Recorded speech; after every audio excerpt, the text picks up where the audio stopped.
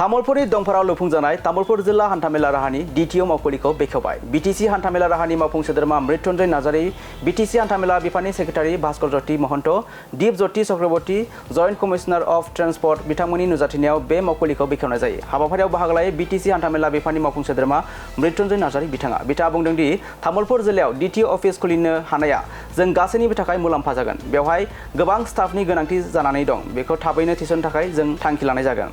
बेजों लोगोसे बिथाङा बुंबावदों दि बीटीसी हान्थामेला बिफानाव नांगौ बायदि बाजेट मोननो हाया। बोसोराव 3 कौटि रांल'सो मोननो हायो। बेनि थाखाय बे बिफाननि खामानिखौ नांगौ बायदि मावनो हाया। फैबाय थानाय समाव 100 कौटि मोननो थाखाय हाग्रामा महिलारि बिथांनिसिम खावलायगोन होननानै फोरमायथियो बिथां मृत्युंजय नार्जारी बिथाङा। आरो बेनि अनगायैबो खौरांनि सिगाङाव गोबां बाथ्रा बुंथियो बिथां मृत्युंजय नार्जारी बिथाङा।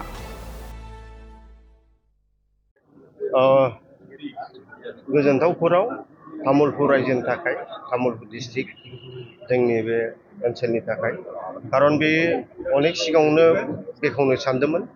नैबे एमएलए इलेक्सननि थाखाय बेयो पेन्डिं जाना थादों। थेवबो दिनै जोङो अफिसार्सफोरखौ डिटिअ बिनि कनसेन्ट लानानै दिनै बे तामुलपुर डिटिअ अफिसखौ नांगौ बाबै बेखेवना होनाय जाबाय। आरो जोंहा बाव सर्टेजआ बेनो जितु तामुलपुर डिस्ट्रिक्ट हिसाबै डिटिअनि स्टाफा जेबादि थानांगौमोन नांगौ बादि गैया।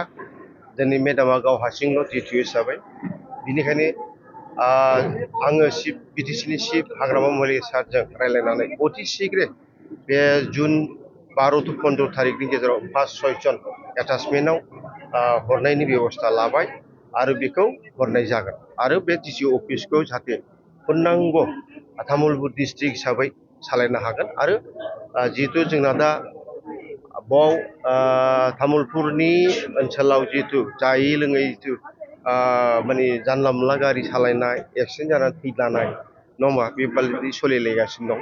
गतिके बेफोर नियन्त्रण जागोन।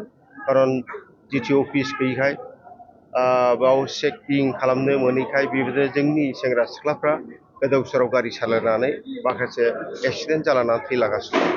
गतिके बेबादि हयथ' जानाय नंला एबार एसे साबधानै सालायसिगोन। खारन नैबे जोंनि माबानि एसपि आरो एडिसनेल मेडामजोंबो आं रायज्लायखाबाय। बिसोर जथेस्थ' कपारेसन होगोन। आरो प्रसासन नङाबा डिटिअ जों एमबिआइल'जों जाया। गतिके मोननैजों दल जानानै जितु परिबेसखौ मोजां लाबोनायनि बेखौ सिद्धान्त लादों। आरो निस्सय बेयो जागोन बेखौ आसा खालामबाय। आं बेखिनिखौ बुंबाय। सार जिहेतु गासै बीटीसी ओनसोलावनो जि माखासे सेंग्रा सिख्लाफ्रा एक्सिडेन्ट जानानै जि थैबाय थानायखौ जोङो सम सम नुबाय थायो। बेखौ कन्ट्रल खालामनो थाखाय सरकार फारसेनिफ्राय बा जि ट्रेन्सपर्ट डिपार्टमेन्टनिफ्राय माबायदि राहा सार? आच्छा बेखौथ' जों रड सेफटि बिनि थाखाय एवारनेसबो लागासिनो दङ।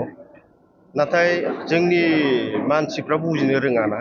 मिथिखागौ लोङै जायै सालायबा आरो सालायबा नेमजों सालायबाथ' रावबो थैया। नाथाय लोङै जायै माबा माबि जानानै मा होनो सालायो नियन्त्रण खालामनो हाला। ओमफ्राय जोंनि माखासे साधारन मानसिफोर जितु थाबायनानै थांनाय मोजां गावबागाव साइडजों गारि सालायनाय बेफोरखौ एक्सिडेन्ट खालामो। बेयो जाहैबाय लोङै जायै। गतिके बिनिखायनो बेखौथ' जों सरकार हिसाबैथ' डिउटि जोंना डिपार्टमेन्टआ डिउटिखौ मावखागोन। नाथाय गाव गावनो थिग नङाबा सरकारनि सायावल' बा डिपार्टमेन्टनि सायावल' बेखौ ब्लेम खालामनानै लाब गैया। गाव निजे थिग जानांगोन नङाबा खुनु दिन थिग जानाय नङा। खारन जों बुजिलायनांगोन नङा होमबा।